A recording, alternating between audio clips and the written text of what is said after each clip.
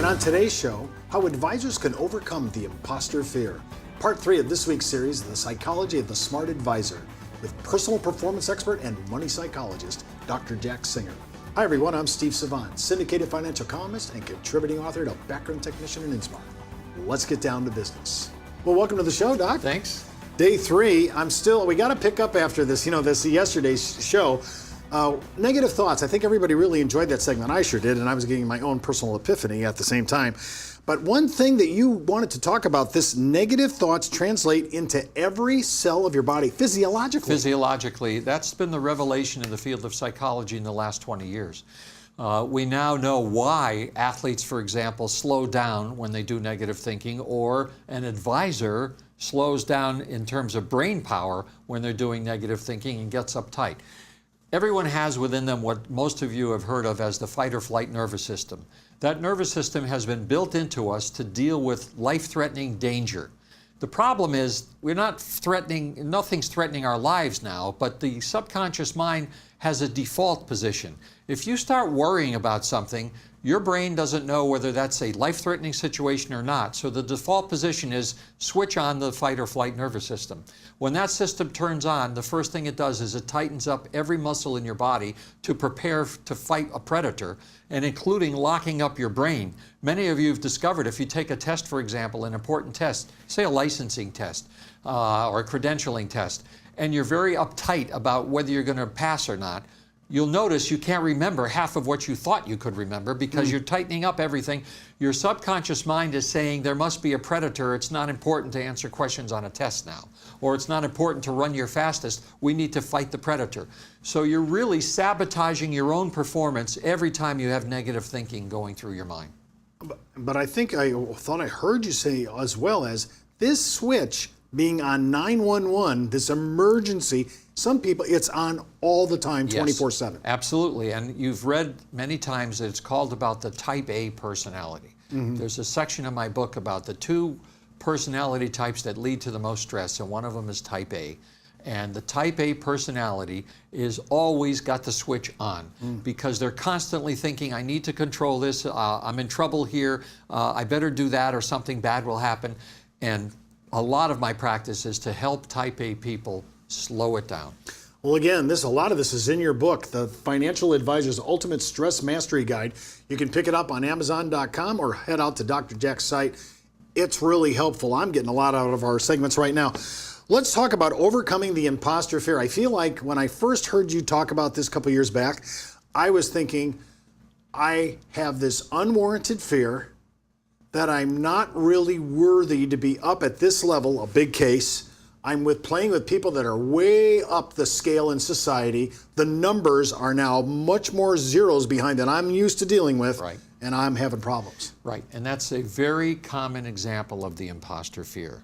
And I would say in my coaching of advisors, that's probably the #1 thing that people bring to me looking for help with, because it's like they're saying, if we're going to use a poker analogy, what they're saying, Steve, is my manager or my client thinks I'm a royal flush and I feel like a pair of 3s. And if they figure it out, I'm going to be really mortified and embarrassed because I don't think I can hold up. So it doesn't matter how smart you think the client is, how experienced the client is, you are fully capable of dealing with that client in a very professional way if you will eliminate this fear of I don't match up. The other night I was watching the Loretta Lynn story, the coal miner's daughter, and the first day she was in the backstage with the Grand Ole Opry, she turned to her husband and said, I don't belong here. That's the example of the imposter fear. And that could have led to her voice shaking and could have led to a lot of things because she would have gotten tight. When we think about a lot of advisors start out in the business and now they're starting to climb. There's some steps to success. They don't know if they can go to the next step. They don't know if they really are. Am I an overachiever? Am I underachiever? I'm going to the next level. When you're moving from transition to transition, I think I see this coming where it really questions, are you supposed to be here at this level? Yeah, and the answer to that is, of course you are. Every one of you is gifted. Some people open their gifts at different times. You're all gifted. Someone told me a statistic the other day, someone who talks to a lot of producers and advisors was on the same panel as I was at a conference, that more than 90% of producers and advisors quit within the first year of their job. So my guess is that the vast majority of those people are people with an imposter fear that they couldn't overcome. They just kept saying, sooner or later I'll figure out I can't do this and everyone else will figure it out. Well, when we come back, I want to talk more about this. I want to talk about this thing you call warp speed techniques. I have to say, very Star Trekian of you.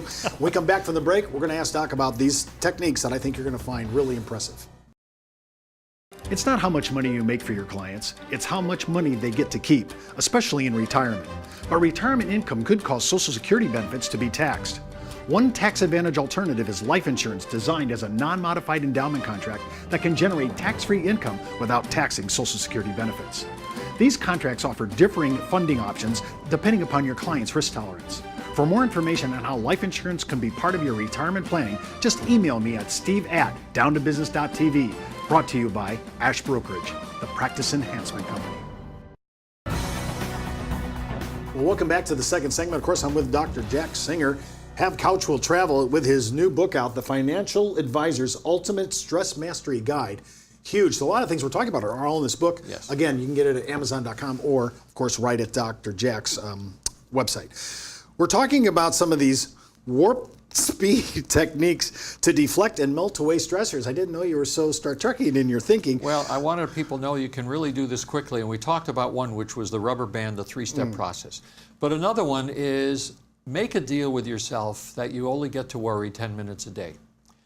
And you choose the 10-minute sequence you want. Don't do it before bedtime or you'll never fall asleep. Choose a safe time during the day, but 10 minutes is it. Any worries you have after the 10 minutes, you have to save for the next day. If you start to do that, you will dramatically reduce the amount of time you're worried and anxious. And just keep telling yourself, okay, I made the agreement, I can't worry about this anymore till tomorrow at this time. Okay, so I've quarantined myself 10 minutes a day. Quarantine. What's going on in that? What's happening You when can we're doing worry this? about whatever you want then. Anything that you've been worried about that's been taking hours of your thinking, shove it all into 10 minutes and you will dramatically help yourself. You know, I wanted to comment on something that we talked about in the last segment, Steve. We talked about imposter fear. You really have a choice because the fear is something that you've chosen to continue to do because either you didn't understand it, now you do. You can change your thinking. So I like to say that people can find themselves in the middle of nowhere and be really frightened, or in the middle of nowhere, people can find themselves and thrive. So that's the way I like to look at what everyone is capable of doing. You can change the habits. In fact, someone wrote a book once, not me, another person wrote a book called How to Change Almost Anything in 21 Days. And her philosophy and all of her research shows that if you're conscientious, in about 21 days, you can change any kind of thinking pattern and change things dramatically for the rest of your life. Well, Doc, I just think that a lot of us have mental thinking that is so large, mantras, Yes. if you will, like, you can't teach an old dog new Right, tricks. right.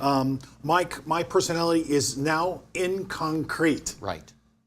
I mean, we're already... And those are the negative mantras. Why not replace them with positive ones? Like, I am never a prisoner of my past programming. I can change it. It doesn't matter what someone told me. But it's programming. It's programming that came from parents, from other people, from teachers sometimes. I, myself, when I was in high school, I was a clown and I made everybody laugh, and the guidance counselor called my parents in and said, your son is not college material. And it's a good thing I didn't buy into that because I wouldn't have gone to college. So then I went to college, Steve, for 13 years and got a bachelor's, a master's, and 2 PhDs and went back to the counselor with my diplomas under my arm. He thought I was one of their great students, and he was proud to see me until I said, the reason I'm here is I'm wondering how many people's lives you messed up by telling them and their parents that they didn't have what it takes.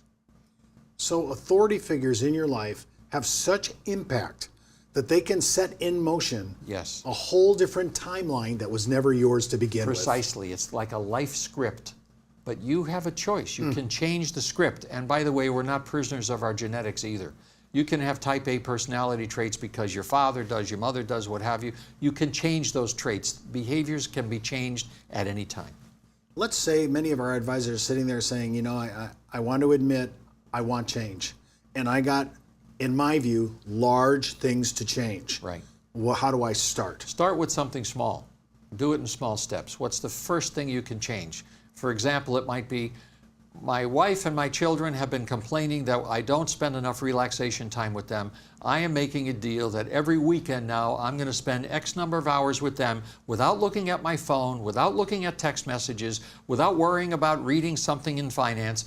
I am going to spend this amount of time and quality time with my family, not only because they deserve it, but because I need to calm down for what goes on during the week, because I want to live a long, healthy life. Dr. Jack, I want to ask you a question because I just talked to an advisor of mine that has been married to his wife a long time, and he called me up and said, we're getting a divorce, I can't have it any longer. Her number one complaint was that he came in the home, he's in a competitive environment. He's at a high degree, a very big producer as an advisor. And he said he came home and his wife says, you never drop your DEFCON level when you walk in here. You stay at this alert level and you bring it into the family. That's right. That's the fight or flight nervous system in action. It's constantly up there because these kinds of people are what we call all or nothing thinkers. They're afraid if they let go a little bit, they'll collapse. So they keep it up there all the time. That's irrational thinking. You can be a gray thinker, not a black or a white thinker, and nothing bad is going to happen to you. But people at that level attribute their success to being at that level, and they're afraid to let any of it go. Okay, so let's say I, Steve the Savant, is type A personality, and I want to get into the gray area just for my health, right? A good reason to get into it. Just that alone. Right.